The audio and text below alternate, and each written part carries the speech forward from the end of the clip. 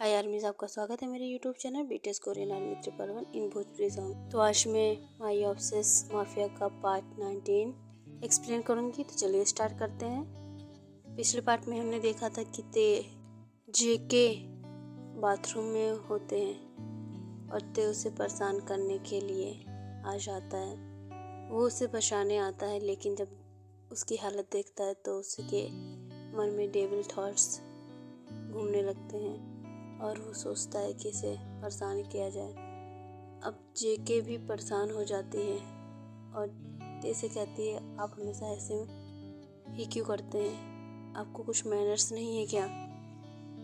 अब तेहॉन भी उसे परेशान करने लगता है और उसके पास जाता है, उसे किस करने लगता है और बहुत डीपली।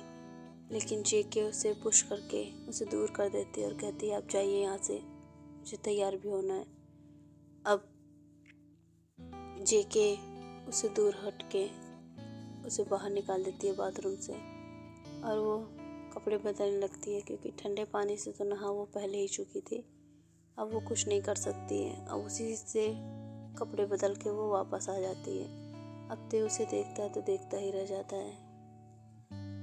और उसने एक डॉक्टर भी बुला रखी थी जो कि उसे पेन किलर देगी, क्योंकि उसका पेट दर्द हो रहा था।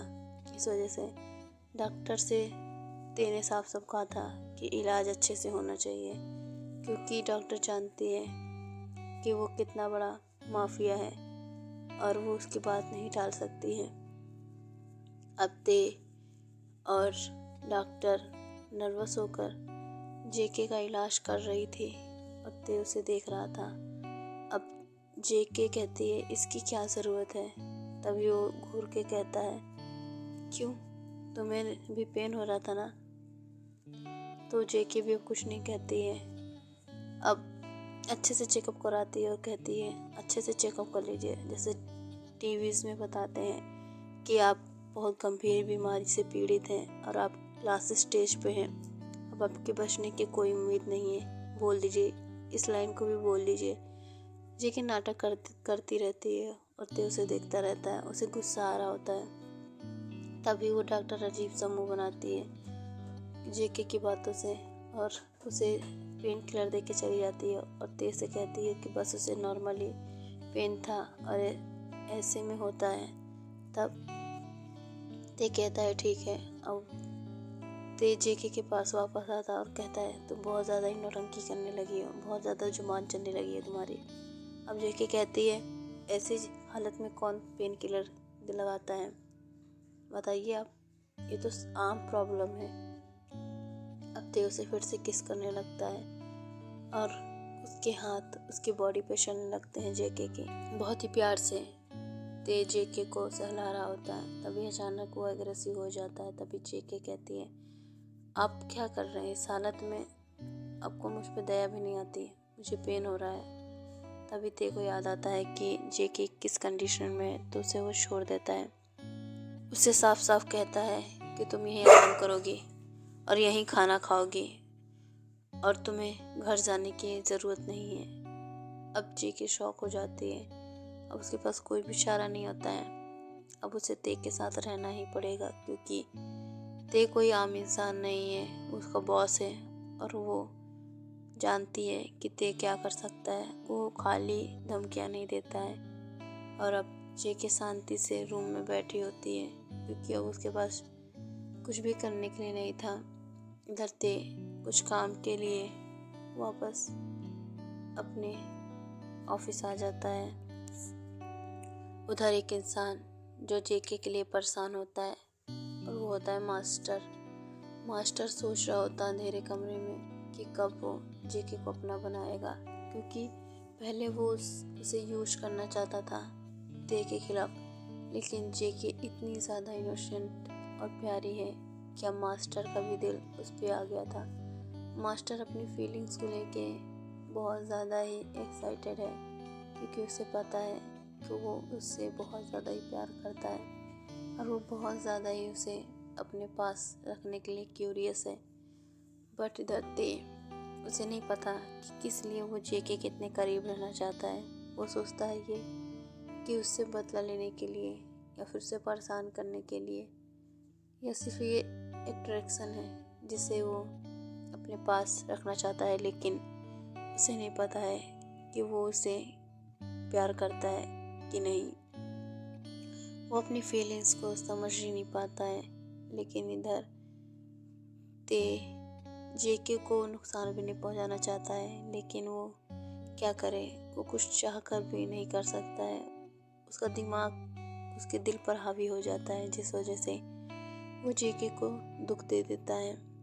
और इधर हमारी जेके बहुत ज़्यादा परेशान होती है ते से, क्योंकि वो चाहती है कि उसकी जॉब छोड़ दे, लेकिन अब उसे पैसे देने होंगे जो कि बहुत बड़ी रकम है, और वो क्या करे। लेकिन ते है कि उसका पीछा भी नहीं छोड़ रहा है और उसके आसपास के लोगों को तकलीफ भी दे रहा है। अब जेके बहुत ज़्यादा परेशान होती है और वो खाना भी नहीं खा रही होती है।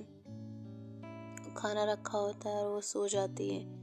तभी जेके शाम को ते को नोटिस करती है उसके पास, क्योंकि ते आके बैठा होता है और उसे कहता है कि तुमने खाना क्यों नहीं खाया। और जेके कहती है मुझे भूख नहीं है। तभी ते उसे फोर्स करते हुए कहता है खाना खा लो, वरना तुम्हारी फैमिली के लिए अच्छा नहीं होगा। अब जेके बहुत ज़्यादा ही शॉक हो जाती है, क्योंकि हर बात पे उसे धमकी मिल रही होती है। तो वो खाना खा लेती है और फिर से ते उसे किस करके कहता है वो आराम करो। अब वो आराम करने लगती है, क्योंकि ते अपने रूम में चला गया था। जेके को भी नींद नहीं आ रही थी, क्योंकि उसे डर था कि कहीं ते उसके साथ उल्टा सीधा ना करने लगे। और इधर ते भी आधी रात तक नहीं सो पाया, क्योंकि उसे भी अनकंफर्टेबल फील हो रहा था, क्योंकि वो चाहता था कि वो जेके के पास जाके सोए, लेकिन जेके उसे अपने पास सोने नहीं देगी। लेकिन अब उससे बर्दाश्त नहीं होता। अब वो उठता है और तुरंत ही जेके के रूम में जाता है और नॉक करता है, लेकिन दरवाज़ा नहीं खुलता है। तो अपनी फिंगरप्रिंट से वो दरवाज़ा अनलॉक कर देता है और जाके देखता है कि जेके आराम से सो रही होती है। लेकिन उसे नहीं पता था कि जेके जाग रही है, या यूँ कहें ते को पता था, और वो उसके पास जाके कहता है कि मुझे पता है कि तुम नहीं सोई हो। इस टाइम सुबह के 4 बज रहे थे और जेके ये सुन के शॉक हो जाती है और कहती है आप यहाँ पे क्या कर रहे हैं, मैं दरवाज़ा लॉक किया था। अब ते कहता है वो तुम भूलो मत, ये घर मेरा है और ये बेला मेरा है, और तुम्हें नहीं पता है कि यहाँ पे हर दरवाजे मेरी फिंगरप्रिंट से खुलते हैं, और अब तुम मेरे पास आके सो जाओ। अब जेके उठ के तुरंत इस सोफे पे चली जाती है और कहती है अगर आपको सोना है तो सोइए, मैं आपके पास नहीं सोऊंगी। अब ते कहता है चुपचाप मेरे पास आके सो, वरना तुम्हारे लिए अच्छा नहीं होगा। अब जेके बहुत ज़्यादा परेशान हो जाती है, क्योंकि वो नहीं चाहती थी कि उसकी फैमिली या उसके दोस्तों को कुछ भी हो। अब ते मानने को भी राज़ी नहीं है, लेकिन वो कहती है कि आप मेरे रूम से चले जाइए, वरना मैं इस रूम से चली जाऊंगी। और वो तुरंत ही जाने लगती है। तभी ते कहता है कि ना तुम जाओगी ना मैं जाऊंगा, तुम्हें यहाँ रुकना होगा, वरना तुम्हारी फैमिली के लिए ये अच्छा नहीं होगा। अब जेके डर जाती है, क्योंकि ते पहले ही उसके फ्रेंड को बहुत ज़्यादा नुकसान पहुंचा चुका है। अब उस फैमिली के लिए, एक तो उसके फैमिली में सिर्फ उसके डैड हैं, तो वो उन्हें तो खोना नहीं चाहेगी। अब ते की बातों से जेके डर जाती है और उसके पास जाके सो जाती है, लेकिन एक कोना पकड़ के। तभी ते उसे कहता है थोड़ा बीच में आ जाओ, वरना तुम गिर जाओगे। तो जेके कहती है नहीं, मैं नहीं गिरूंगी। लेकिन ते उसे अपने पास खींचकर उसे अपने करीब लाकर उसे हक कर कर सो जाता है और कहता है तुम भी सो जाओ, 5:30 बजा दिए हैं और अब नहीं सोओगी चुपचाप तो तुम्हारे लिए अच्छा नहीं होगा, और तुम जानती हो कि मैं क्या कर सकता हूँ। अभी मुझे फोर्स मत करने के लिए कहो, वरना अगर मैं फोर्स करने पे आ गया तो हो सकता है तुम्हारी हालत ख़राब हो जाए। अब जेके चुपचाप वही पिल्लो को हक करके सो जाती है। कुछ देर बाद वो दोनों गहरी नींद में होते हैं। अब दोनों ही सो चुके थे। तो क्या मैं इस पार्ट को मैं ये एंड करती हूँ। नेक्स्ट पार्ट के लिए इंतज़ार कीजिएगा, और अगर आपको स्टोरी अच्छी लग रही है तो कमेंट कर दीजिएगा, और स्टोरी के हर पार्ट को लाइक कर दीजिएगा। और ज़्यादा से ज़्यादा लोगों को शेयर कीजिए, क्योंकि स्टोरी बहुत ज़्यादा ही अच्छी है। आगे और इंटरेस्टिंग पार्ट आने वाले हैं, तो इसलिए आप लोगों से कह रही हूँ कि इस स्टोरी को पूरा देखिए, तब आप लोगों को आगे की स्टोरी समझ में आएगी। Okay bye आर्मीज।